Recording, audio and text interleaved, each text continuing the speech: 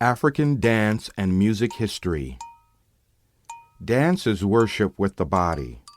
When we allow ourselves to move from the inside out, we dance our prayers and we move naturally into the healing and harmonies with ourselves and our world.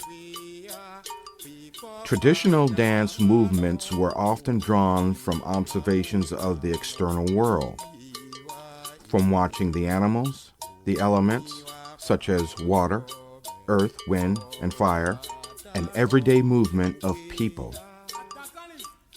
We believe rhythm and movement is natural in our bodies. Dance is a primal form of communication and is very deeply rooted in us. Singing and dancing is what binds the community together. It is the way of expressing joy, sorrow, and passion. Many cases, dances in Africa are thousands of years old, and we pay homage to the ancestors and elders of this tradition. Traditionally, certain dances were used specifically for healing the body, the mind, and spirit. The dances come from people who did not separate spiritually from everyday life.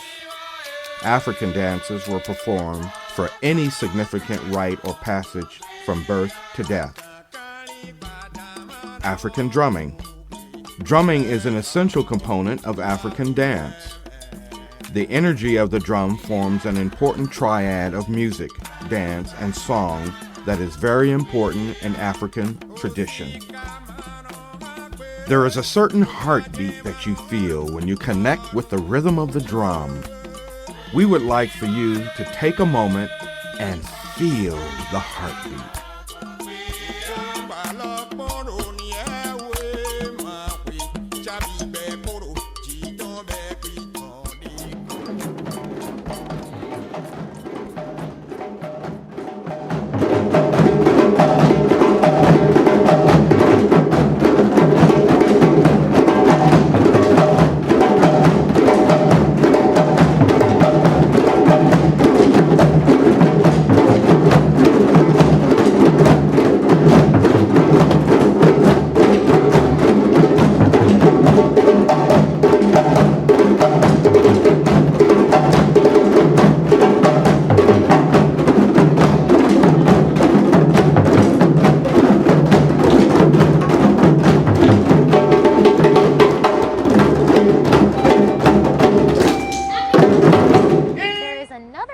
That's kind of marching to a beat of a different drum and bringing folks from Omaha to Africa as well.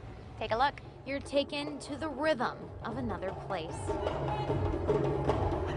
And this is basically the oral tradition. The group is celebrating its 10th year this year, and it's all about traditional song and dance from the continent's past. When I say the oral tradition, this is the aspect of life that African ancestors, African people used to have long time ago before the colonization. That's Charles Ahovisi.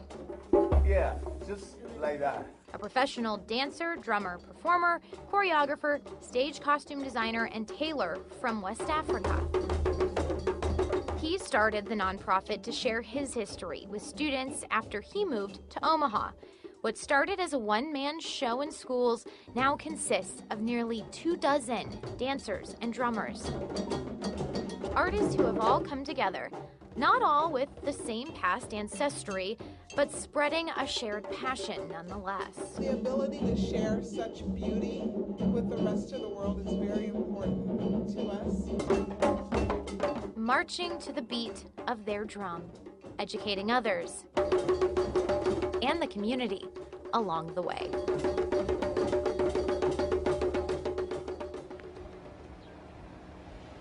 I'm back out here live. It's hard not to dance to that, even as I'm hearing the drums in my ear. I want to move. So we have much more information about the African Culture Connection, some other shows and performances that they have around Omaha open to the public, and more info on what you can expect for that big opening day. That is Friday here at the Henry Dorley Zoo, African Grasslands. Everyone's definitely anticipating it.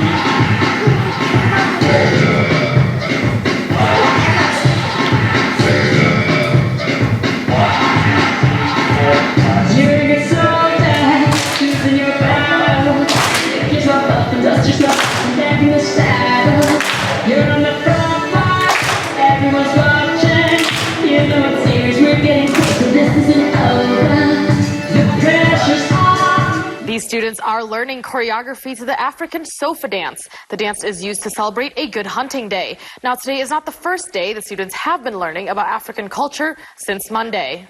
Anyway.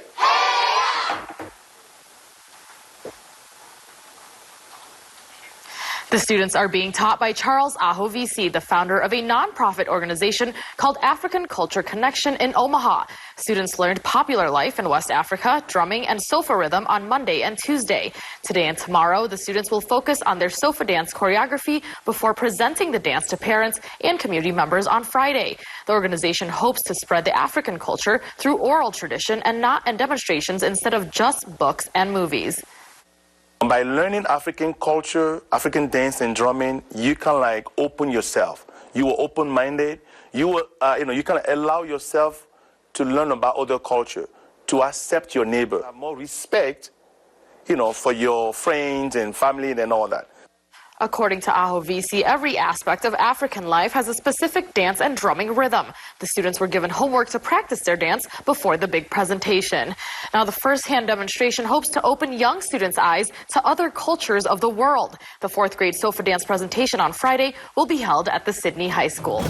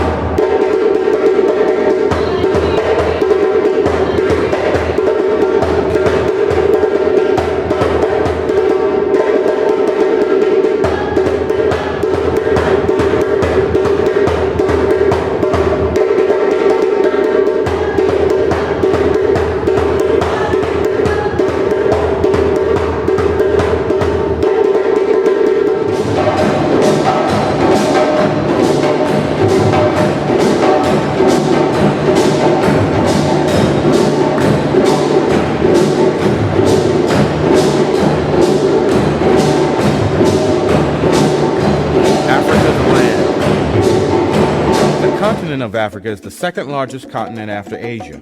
It covers about 11,714,000 square miles. Climate and geography have significantly shaped African history and culture. Even today, these factors are a hindrance and a barrier to the free movement of people.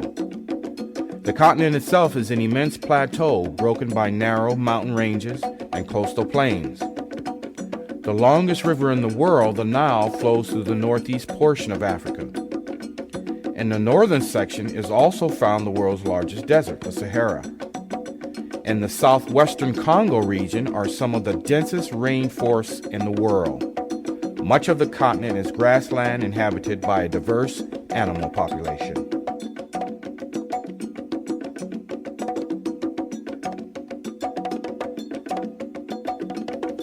Africa, the people. The majority of African people live in rural areas much as their ancestors did hundreds of years ago. They have learned to live on the land and use its resources in many ways. Some, like the Maasai of the Savannah area, are cattle herders. The Tuareg tribes of the Sahara are nomads. They still follow the caravans across the deserts much as their ancestors did a long time ago. Pygmies of the rainforest live by hunting and by gathering forest plants and fruit. When European traders first began buying from Africa, they wanted gold and ivory. They soon found it was more profitable to buy and sell African people. Probably more than 12 million men, women, and children were taken from their homes and sold into captivity.